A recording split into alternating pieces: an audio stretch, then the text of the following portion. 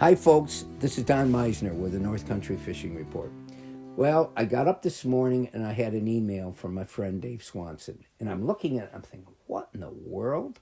I wasn't sure what he was sending me, but it was something he saw about Gadabout Gaddis. Now, most everybody listening probably doesn't even remember, but Gadabout Gaddis, back many, many years ago, was one of the first persons that ever had a national communication program. And I say communication because when he started was in the late 30s. So radios were written, and again, I can't tell you the exact time that radios became important, but this was in the infant stages of all this type of communication before TV.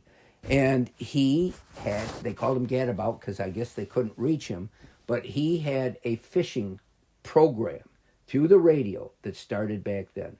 When I was a kid, I remember hearing about Gadabout Gaddis. It was absolutely incredible.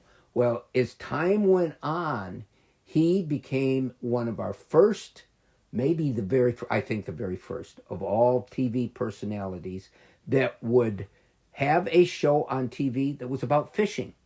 Remember, I'm coming to you today with the North Country Fishing Report. It's about fishing and how spreading the word about fishing, even going way back then, was a big thing. Well, in the 80s, his show became known as The Flying Fisherman because Gadabout Gaddis had served in World War I as a pilot, and he became very good. So every one of his fishing shows would show him coming out of the sky in his plane and landing on some remote water, getting out of his plane and going fishing. And it was an inspiration to me at that time. It gave me something to see other people that were enjoying something that I had discovered as a 5-year-old kid on my grandmother's dock, this tremendous thing about fishing. And here I saw a grown man flying a plane, and that's what he was going to do. And the places he would go became the background of my dreams. He would it really triggered my life. And so it became very interesting for me to see this because I haven't thought about it in all these years. Fishing has been part of me.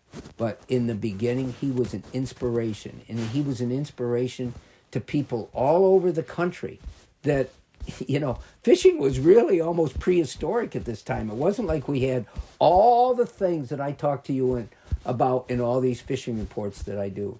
It wasn't about all this wonderful tackle, and it was very, very simple.